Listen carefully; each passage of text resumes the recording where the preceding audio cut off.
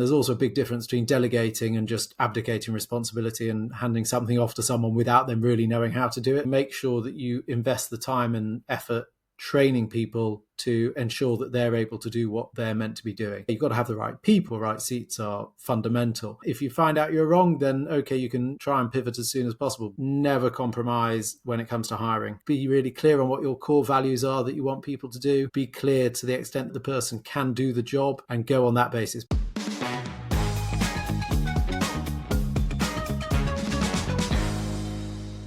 Thanks for joining us on the Better Business, Better Life podcast. I'm your host, Debra Chantry-Taylor, and I'm passionate about helping entrepreneurs in their ideal lives by creating better businesses. And I like to say life is too bloody short.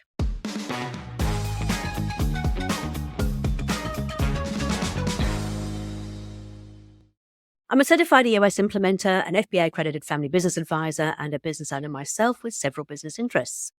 I work with established business owners and their leadership teams to help them live their ideal entrepreneurial life using EOS, the Entrepreneurial Operating System.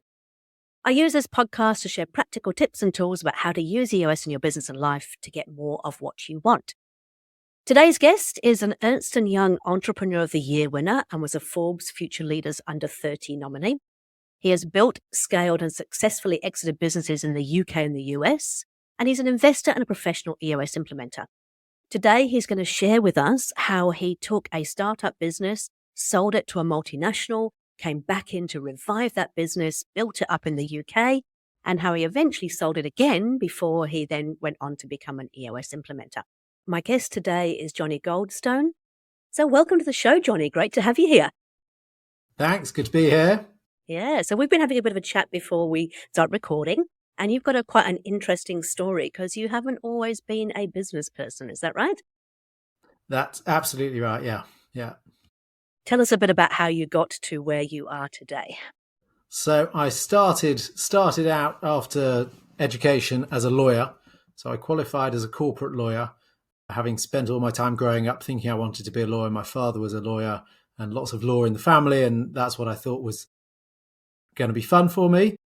Within a year of qualifying, I realized it was not what I wanted to be doing. It wasn't very creative, and the work-life balance, well, it really wasn't much of a balance. So I just left the law without really having a plan of what I was going to do. So my parents were absolutely thrilled about that when I told them. And then they were even more thrilled about 6 months later when I told them I was going to set up a taxi company, minicab company, which, it's a very good industry. There's lots going for it, but it wasn't what they dreamt of for me when they put me through law school and everything. So with a friend of mine from university who'd also a disenchanted lawyer, we co-founded the UK's first and only sustainable, environmentally friendly taxi company. It was called Green Tomato Cars, so it had a crazy name. And we were two ex-lawyers starting up this environmentally friendly taxi company. People thought we were mad. We got a load of publicity. We made it up as we went along. It was great fun. It was pure startup. We were answering the phones, driving the taxis, washing the cars, everything ourselves, really pure startup world. Great fun. And then we built the business. We didn't really know what we were going to do with it. And about 5 years in, we got an offer to buy the business, which was not life-changing money at all, but it was great because we didn't really know what to do next. And we kind of had the sense that it was going to take a lot of investment to move it to the next stage. So we sold the business. Who bought it out of interest? Was it another taxi firm? We were acquired by a multinational transportation company called Veolia Transdev. They have operations in 5 continents, multi-billion. They'd never done cab taxi in the UK, and the UK business arm sort of wanted to experiment maybe and dip its toe in the water because that industry was becoming sexy, I think is overused. I wouldn't say it was becoming sexy, but it was certainly becoming something they were interested in. And this was all before smartphones and apps and all of that kind of thing. But they took a punt on getting into that sector. And I stayed around for a couple of years after we sold as part of that deal. And then they asked me if I wanted to go and set it up in America. So I went to Washington, D.C., relocated with my wife and two very young children at the time, and had 2 years there trying to set up this business, which was a complete failure. Not quite from the moment I got there, but it turned out it was a hospital pass, if you know the phrase. And basically, everything I'd been promised wasn't so, and also the market forces were changing just at the time we tried to set up, because Uber was creating a massive stink. There were sort of allegations that they were spying on senators and using their technology to sort of know where people were going and all sorts. And we were trying to set up what seemed like a similar business in Washington, D.C. So the regulators were like, we don't want to know about it. So apparently they never even opened our application to be regulated. So I managed to run that business under a different brand of one of the existing businesses that the company that had bought us already had out there. And that went fine. But it meant that the green tomato brand, or the green tomato brand, as I had to learn to call it, never got off the ground in America. So I ended up coming back to the UK. Like I say, we had a young family. We had to decide whether to stay or to come back and get the kids into school and all of that sort of thing. So maybe if it was just the wife and myself, we may have stayed longer, because it was a great experience in terms of the lifestyle. But from a family, logistics and everything, it made sense to come home. So we came back to the UK. I got various roles in consultancy and mentoring, and was on some advisory boards. And I also had a couple of startups that I tried to get off the ground. Didn't quite happen, but some really interesting experiences. And then just as I was at the stage of, oh my God, what am I going to do now? Because the little money pot had run dry pretty much. The company that had bought Green Tomato Cars from me contacted me to see if I wanted to come back. And long story short, the business had fallen on really hard times. Not because I wasn't there, but because Uber had made a massive splash in the UK, and it had really upset the model that we were operating, and they'd struggled to work out the strategy and stuff to sort of address that. So they're in a position where they were looking to sell the business that wasn't doing very well, and they wanted a safe pair of hands to sort of steady the ship whilst they went through that process. Ended up that they couldn't find a buyer, and the week before Christmas, they were about to put the business into administration. And I was in a horrible position of knowing that all our staff and drivers were going to be let go and weren't going to be paid just before Christmas. And it was just myself and the finance director who were privy to this information, which was real pressure, worst position I've ever been in my life. And it was pretty horrific. Fortunately, I had two things. I had a coach who I was able to talk to and confide in, which really helped me personally. And I also had a business partner who I'd been talking with and possibly lining things up with, who was happy to come in and take the business back, essentially. And so the day after Boxing Day, so the 27th of December, because the insurance brokers were all on holiday over Christmas, we took the business back into our own ownership, and we basically had 3-4 months of cash before it was going to go under again. So we had to do a really quick turnaround. We managed that, turned the business around, and just around that time, I had come across EOS. So I'd been given the book Traction, read Traction, sort of turning the pages. I was like, oh my God, why did nobody tell me about this before? I can't believe this exists. This is amazing. And so we implemented EOS into the business, having done the very quick turnaround. EOS isn't really a turnaround tool, but it's a great thing to then develop the business and put good systems in place once you've got a steady footing. So we turned the business around. We implemented EOS as far as we could, and we got the business back to a really good place. We acquired another business. We ran some massive projects really successfully. And just over 18 months ago, we were acquired ourselves by the UK's largest minicab operator in London. So it sort of came full circle. So I've ended up exiting the business twice. And over that period, over the last 3 or 4 years, I've got to say I kind of lost my passion for being in an operating business. And I got more and more interested in learning about business science and coaching. So I've done a lot of reading, webinars, all that sort of thing. And so having sold the business, that's essentially freed me up to become an EOS implementer, which essentially is what I'm now passionate about, which is working with other businesses, leadership teams of similar size businesses, and helping them just to get their business running as well as possible, whether it's that they're looking to sell it or grow it or just move things along. So that's what I get to do now. So that's where I've come to. Wonderful. That's really cool. I mean, the traction book, it is a game changer, isn't it? And I suppose when you first open it up, it's not the easiest book to read to start off with, but when you start to get into it, it is a little bit like how come nobody's shared this before? It's not very simple. It's not necessarily easy, but it's very simple and it's very easy to understand. It's very easy to put in place. What were your kind of thoughts as you were reading it for the first time?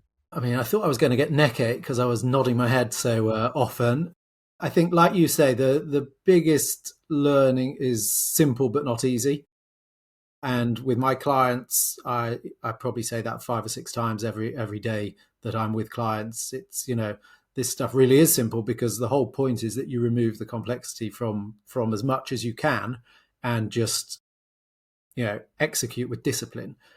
So for me, the main thoughts were keep it simple, prioritize, because we're all so good at having 100 different balls that we're juggling in the air, and you end up doing everything not very well, and some things you never even get started that you should have. So learning how to prioritize, and then focus, which isn't the same as prioritization. So for me, focus is all about knowing what it is that you do that you are good at, and that's on a personal level and on a business level, and then really being true to that.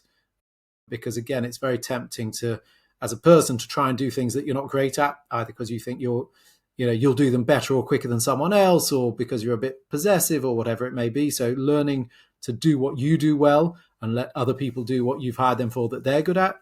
But from a business point of view, not trying to be all things to all people.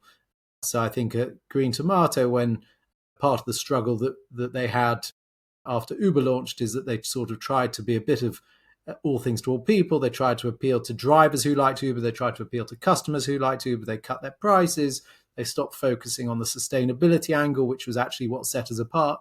And when we took the business back, we just said, guys, let's just get back to the basics of what makes us special. We're not going to try and compete with Uber. We're going to absolutely differentiate ourselves from them, do all the things that they can't do instead of trying to do the things that they can do. And lo and behold, that's really what enabled us to turn the business around. And your customers get that, and your staff and your drivers understand that. And it means you've got to make some difficult decisions, but much better having a business that you're running well, that knows what it's doing, than having a business that's all over the place. It's going to be a bad result if you go that way. So yeah, I think those were always the main learnings for me, and the main things that I now try to instill in my clients. Perfect. And you obviously self-implemented EOS from the traction book, is that right? Yeah, that's right. We self-implemented largely because myself and my business partner are quite different characters. And my business partner, whilst he understood it and understands why I want to be and am an EOS implementer, it wasn't really for him. It wasn't his style. So his take and our agreement was that I would implement it to the extent that I could with people in the business, because it was a really helpful way to drive the business forward. But we never had the buy-in of the two of us doing it together. So it was not a perfect implementation at all, and definitely not pure. But we managed to make the business work. We had a really good understanding how to do that together. But yeah, it was a visionary who didn't want to do EOS and an integrator who did. And I think if you do it that way around, it's just about manageable. Doing it the other way around, I think, would have been a disaster. But fortunately, we managed to made it work. Interestingly, the one big project that we did that we really ran on EOS was when we had the contract to run all of the world leaders' transportation for COP in Scotland in 2021. And that was a massive multi-million-pound affair over the space of a month. And I ran that as an EOS project, essentially. And it was amazing. That was sort of my project, and I'd won the pitch. won the tender, and it was really on me to make it work. And it was massive pressure, but I got everyone sort of really rowing in the same direction using the EOS tools and principles. And that, as much as anything, was what really drove home for me the value of EOS, albeit on a sort of small scale for a specific project. But all of the principles sort of shone through and were used for that project to really great successful effect. So tell me, was there a sort of particular tool that really made a big difference? Because I mean, obviously there's a lot of tools in the EOS toolbox, but was there one thing that really stood out for you that just changed the way you approached business as a whole? For me, I think the accountability chart is probably number one, especially when you're in one of those positions of sort of leading the business.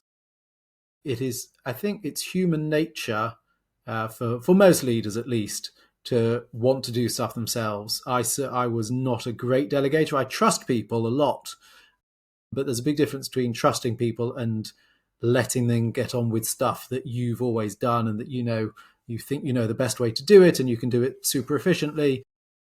And there's also a big difference between delegating and just abdicating responsibility and handing something off to someone without them really knowing how to do it and just saying, oh, well, I'm letting you do it, so you go and do it. So I think with the accountability chart, you really learn, who's responsible for what, and then you make sure that you invest the time and effort training people, if they haven't got the skills already, to ensure that they're able to do what they're meant to be doing.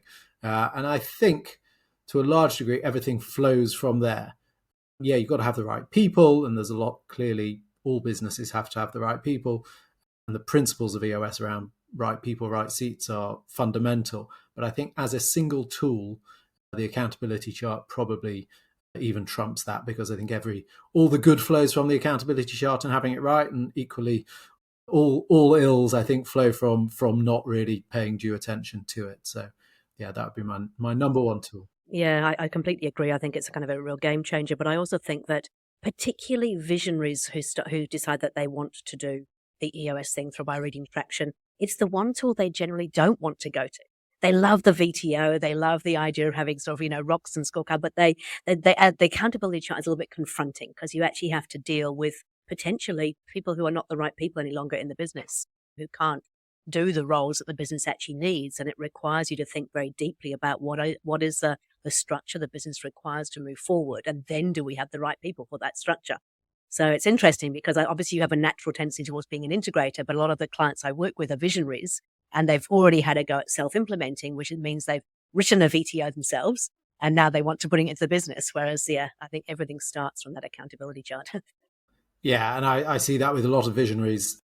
Like you say, partly the challenge of getting the right people in those seats, and equally getting themselves straight on what they should be doing and what they shouldn't be doing, and letting their integrator really get on with running the business. Because with so many business, the founder is the visionary, and they are used to everyone reporting to them, and everyone is used to that dynamic. And to move away from that, even though it's clearly going to be for the better interest of the business in the long term, is a really difficult move for most people to make, both the visionary and the people that report to them. So how you address that, how you sort of package that and roll it out in the right way, at the right time, in the right cadence, and with the right communication around it, so that people don't sort of start panicking and not jumping ship, but wondering what the hell's going on. That's one of the lessons I've really learned working with clients is getting the visionary to the place where they're happy to make those changes, and then getting the rest of the business at the same time really on board with that and understanding the benefits that will come from it. But it's a massive change in mindset, because it's not instinctive at all. And also, like you just said, I mean, it's different for different businesses. The timing, like this is a journey and you need to learn to walk before you can run. And for some businesses, it takes a bit of time to get comfortable with that so they can actually truly communicate that and let go and allow people to be in their right positions. And so, again, I find with a lot of visionaries, they get quite frustrated because they want everything to happen like that. And it's like, yep, it's not going to happen quite like that. We've really got to take the time and make sure that we're using the tools properly and we're communicating well with the team and the team understand, what's coming and how we're going to work through it. And yeah, it's always been a little bit interesting to see how different companies move at different speeds. Yeah, for sure. For sure. I think that self-awareness piece with visionaries and understanding, like you say, that they typically are the ones who want to run whilst everyone is sort of learning which way they're going, let alone how fast they're going to get there.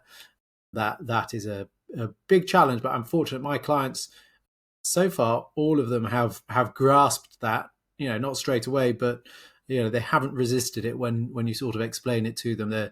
I guess that is part of being self-aware, is having that emotional intelligence to understand that, yes, you need to work at a pace that everyone else can manage. Otherwise, you're just going to be on your own and it's going to fall on its face. So, yeah, it's a challenge, but yeah, good to work with people who can adapt to that. I'd like to hear a little bit more about the COP thing, and you said you used the EOS tools in sort of a mini project. What were the key tools that you used for that project? So multi-million pound business, I should say. Tell us a little bit about what the tools that you used to keep that tight and to ensure its success. Well, so that again really came down to the accountability chart first and foremost. We were outsourcing a lot of the roles to different stakeholders. So outsourcing all of the driver recruitment to a partner, outsourcing the vehicle onboarding and sourcing to a commercial partner, and managing that. And then we had to take on a lot of people who were completely new to us and we were new to them, and put them in roles of real responsibility from the get-go. So working out what those roles were and how the structure was going to work and who was going to report to whom and what each team was going to do, and having to get that really clear. You didn't have the luxury of time to get anything wrong. So people had to be absolutely clear what they were doing and what they weren't doing, and who was doing other things and how they all worked together. So it was a classic accountability chart, sort of with no visionary, because there wasn't a sort of visionary piece to do. It was all about implementation and hitting the ground running for a short period of time. So that was key. And obviously we didn't follow an EOS meeting cadence of level 10s weekly and quarterly sessions, because we didn't have that much time to do it. So it was more or less daily meetings with the odd longer meeting. So IDSing with people, getting people confident and comfortable to raise issues that they could see, again, from the start, because we couldn't afford somebody to be thinking, oh, this isn't going to work, and not have the confidence to share that with the rest of the team. So we had a few really, engaging conflicts, really healthy debate about ideas that we'd agreed to put into practice, and we were running with it. And then somebody who had great experience or could see that something, the wheel was going to fall off somewhere, putting their hands up and saying, guys, I just don't think this is going to work, either because we changed something or sometimes because a partner or another supplier had changed something. We needed to be able to adapt. And so it was absolutely critical that anybody who saw an issue felt that they could raise that issue and that we could address it properly. And that was happening right up until not just the day before the planes all started landing in Scotland, but even running through the process. The goalposts would get moved on a fairly regular basis, and you had to be able to adapt. And so having daily meetings with all the key stakeholders and anybody being able to address an issue like that was really, really important, and worked fantastically well, and definitely saved our skin on more than one occasion. And I think it's really interesting, isn't it? Because I know that I've worked in many, many different businesses, both as an owner and also for other people. And often nobody wanted to bring issues up because they were too scared, so I think that's one of the things about EOS. It's designed to actually encourage everybody to bring issues up and take ownership about how we can actually solve it. And I love it, because I've got some businesses where they're really, really hands-on, like they grow fruit and vegetables. And so the guys out on the shop floor who are planting potatoes, picking potatoes, they still get a chance to actually raise issues, which in the past they wouldn't have done. It would have been all up to managers, and the managers would decide what to do. But really the people who are most likely to pick up on the issues are the people who are actually on the shop floor or the field, as it may be. Yeah, absolutely. And we saw that running COP. We had, drivers who were out there literally on the road with principals in the car who, had the confidence and would call in at the end of the day and say, guys, I know we're doing it this way, but actually, could we try looking at doing something else? And this is why. And it's because I have seen something out there for myself. And it's so like you say, it's very rare for, I think, for people, who are in that operational role at the coalface to have the confidence to do that. And it's also very rare, unfortunately, I think, for leadership to want to listen to that. They might sometimes give it lip service, and some much more enlightened leaders will want to hear that. But so many leaders, are just sort of, well, just carry on doing what you're doing. It'll work. It'll be fine. Trust the process, all that kind of thing. And sometimes, yes, you've got a process and you do need to just follow the process. But just going on blindly because that's how it's always been done, or that's what somebody said at some point without really understanding or without knowing what was going to change, clearly that's going to land you in trouble. But like you say, it's critical that people have that confidence to raise their voice, and believing that they're going to be listened to. Because if you can raise a concern but you don't believe you're going to be listened to, again, you're not going to bother. So it's both sides of that equation. I'm going to go a little bit away from EOS. I'm just a little bit intrigued to find out, how you turned around the green tomato business. So when it was obviously in a decline and you're getting towards Christmas and everything was looking pretty dire, what did you have to do to actually turn it around? Like what tools did you use personally and how did you approach that? Okay, so turning it around was a pretty blunt experience. The business was going to run out of money. We had far too much cost in the business, especially people. The previous owners had sort of built the business up for a lot of growth. Then, what had happened with Uber had essentially meant that growth never really happened. So they had all this cost in the business without the revenues that came through. So the most fundamental part of the turnaround was, unfortunately, to have to lose quite a lot of people from the business, on the understanding that if we didn't do that, then everybody would be out of a job not much longer down the line.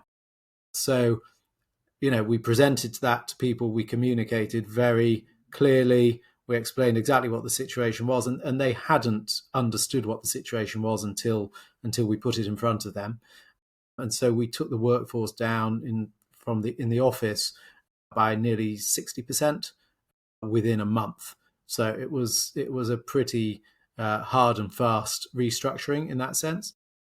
And then there were a whole bunch of efficiencies, not in terms of people, but in terms of how we were paying for things, having systems that were far more fancy than we needed them. Again, that might have made sense for a business that was doing a lot more revenue, but didn't make sense for a business the size it was at.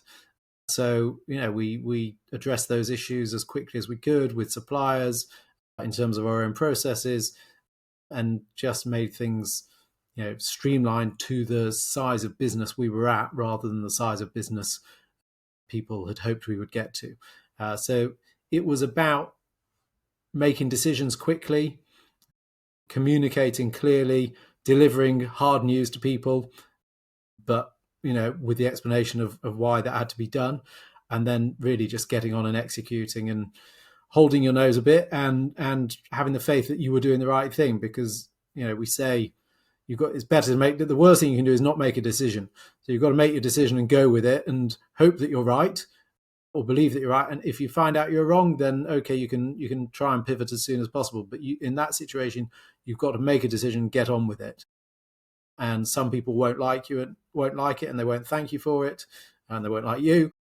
But when it's that or everybody goes down with the ship, then there really is no real alternative. So for me, that was a life-changing experience. I really wasn't an opportunity that I would ever have been desperate to have, but once it was there, it was pretty exciting and very formative to have to go through those sort of processes and have that many difficult conversations, and take difficult decisions, and really it's a kind of leadership that you wouldn't wish on people, really, but it's very, very, like I say, formative and a great learning experience. And I think you said you had a coach at that time. And we always talk about the three legs of a stool. So, every entrepreneur should have a coach or a mentor, operating system, and a peer group.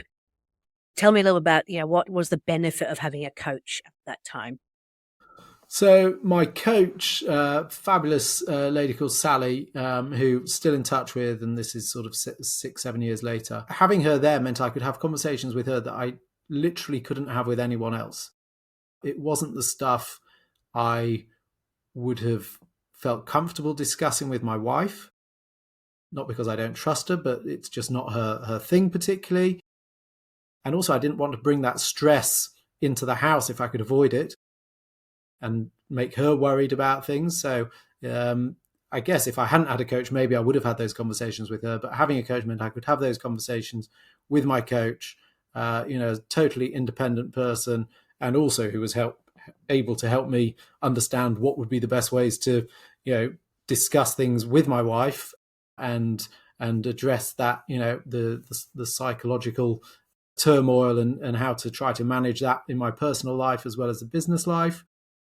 And also to be a sounding board and a source of experience who'd seen these things and been through them before and, could reassure me that, not give me false hope or false promises, but reassure me that, if you think you understand what needs to change and you've got the confidence to go ahead with it, then, hopefully it'll be all right. And being in that position without somebody that you can have that conversation with, I genuinely don't know how I would have coped. I'll tell you, and whoever watches this podcast, I had a conversation with Sally where I was crying my eyes out, utter deep pain in my stomach of not knowing how this was going to go, and fearing that all these people were going to lose their jobs the day before Christmas. And she was an amazing support for me, and we still talk about it. And her and the coaching program that I was on at that time, made a massive impact to me in my life, and I like to think to the business and the way that we ended up being able to turn that around. Because I think, without that, I just don't know that I would have had the wherewithal, intellectually or especially emotionally to have dealt with that situation.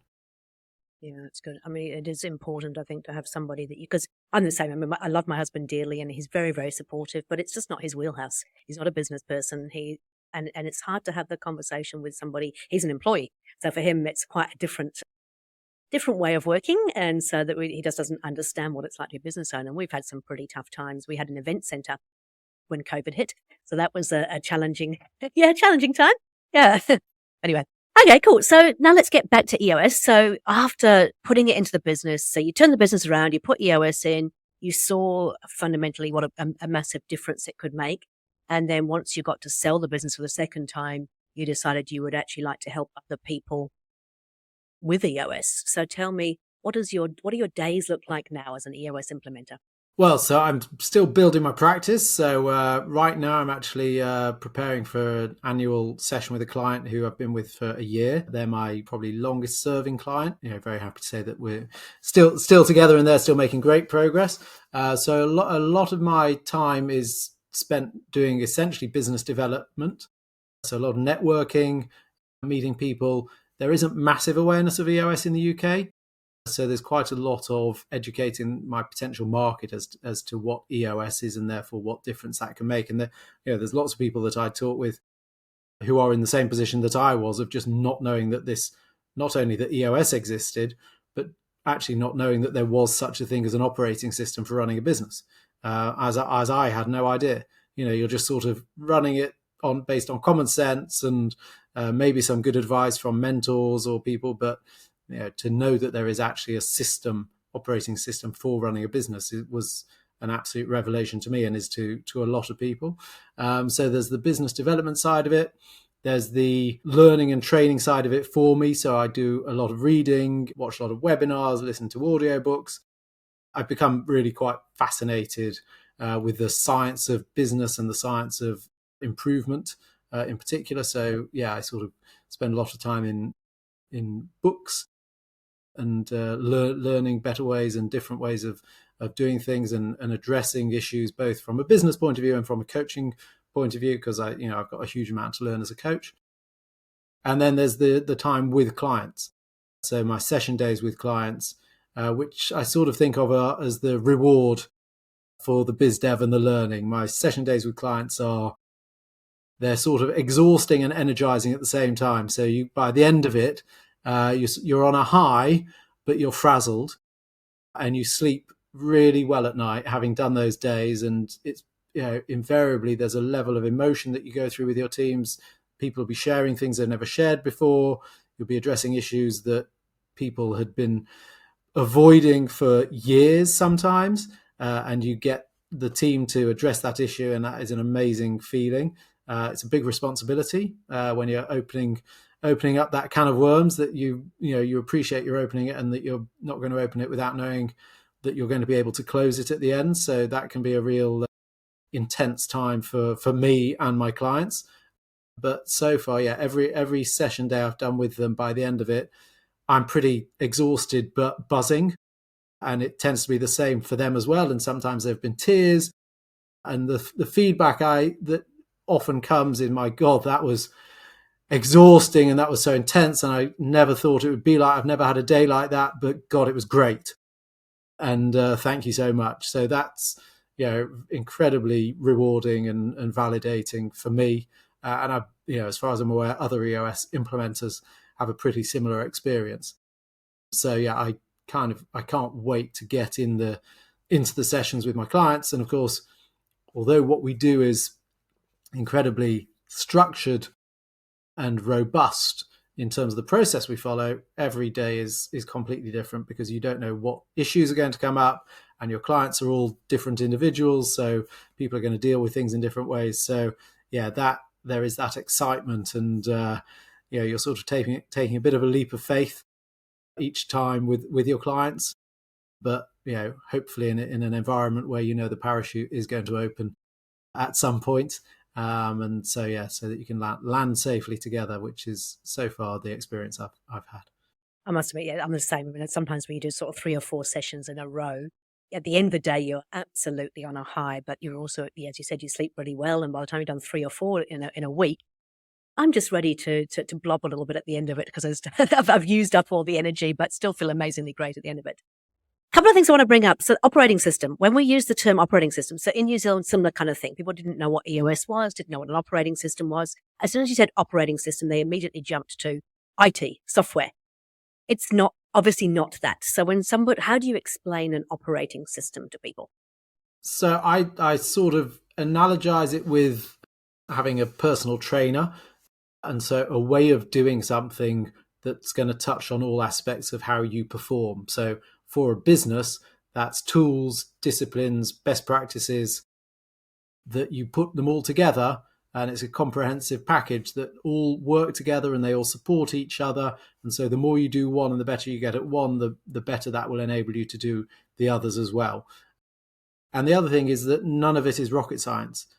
It's all stuff that you will be doing sometimes. Again, like with a personal trainer, of course, sometimes you'll go for a jog, sometimes you'll eat really healthily, sometimes you might even do some meditation. So none of it's stuff that people don't understand, but it's how it all works together, and doing it with discipline and doing it with structure, so that you're doing the right amount of each different thing. And if you go off track sometimes, it's not the end of the world. You know how to bring it back on track. So that's sort of how I explain it for my clients. And you show them the parts of the model, the 6 key components of the EOS model, and that helps them understand better what you're talking about in that context, and also how you're working with the teams to get clarity on the vision and to execute and to have team health.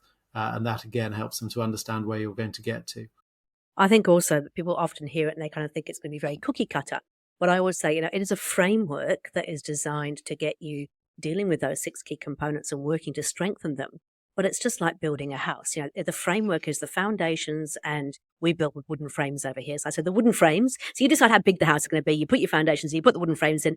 How you decide to decorate it, where you put the walls, whether you use wallpaper or paint, fixtures and fittings, that's all very, very individualized to the business. Foundations is something I talk about with invariably with most of my clients as well, and understanding not just what you say, that how you then decorate and where you put the walls is up to you, but also that if you start to try and build something without solid foundations, then however grand your plans may be, invariably you're going to come a cropper somewhere, because you haven't got the core foundations to really enable you to implement that strategy or whatever it might, or that growth, whatever it may be.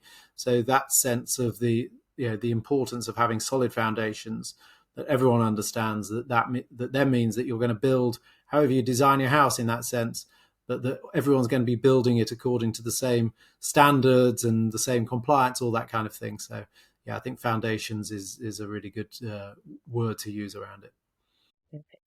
Okay, well, I'm sure that we could talk for a whole nother hour, but we don't have that time, unfortunately. What I'd love to ask you is 3 top tips or tools. I love this podcast to be really practical, pragmatic, just like EOS is. What would you say the 3 top tips or tools are for the listeners today? So for me, top tips are to be true to yourself, like I said right up at the beginning. So have that focus, know what that means for you in terms of your abilities, and know what that means for your company in terms of what you're doing, what product or service you're selling.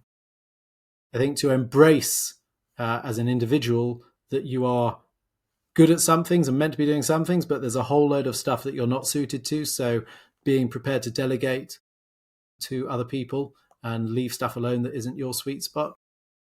And last one, never compromise when it comes to hiring. The people that you work with, especially in a business that essentially you are relying on to deliver what you need in your business, if you're in the leadership team, I have never seen a time where compromising on that has worked out well. Sometimes you're just desperate to put someone in there, so any warm body will do. Sometimes you've got a sense that somebody isn't going to be a great fit culturally, but you sort of think, oh, you know what, let's give it a go. I've never seen that work out well. So be really clear on what your core values are that you want people to do. Be clear to the extent that you can that the person can do the job, and go on that basis. But if ever you're in doubt as to either of those fundamental aspects, then I would back yourself and don't make that hire. Yeah, because I think you're right, because the short-term gain, it doesn't outlive their long-term pain that you have when the wrong person in there. No, never works out well. Yeah, perfect. Okay, well, thank you so much for that. If people want to get in contact with you, Jonny, how would they best get in contact with you? So email johnny.goldstone@eosworldwide.com. LinkedIn, also Jonny Goldstone. I've got quite a bit of material and content there that hopefully give you a sense of my style and what I try to explain how I work with my clients and where my focus is as an implementer. I think that's also quite a good source of information. And then there's also the directory on the eosworldwide.com. Perfect. Hey, look, thank you so much. I hopefully will get to meet you one day at one of the EOS conferences. But in the meantime, yeah, look after yourself, and we'll look forward to seeing you again soon. Look forward to it, Deborah. Thank you so much for having me. Pleasure. Thank you.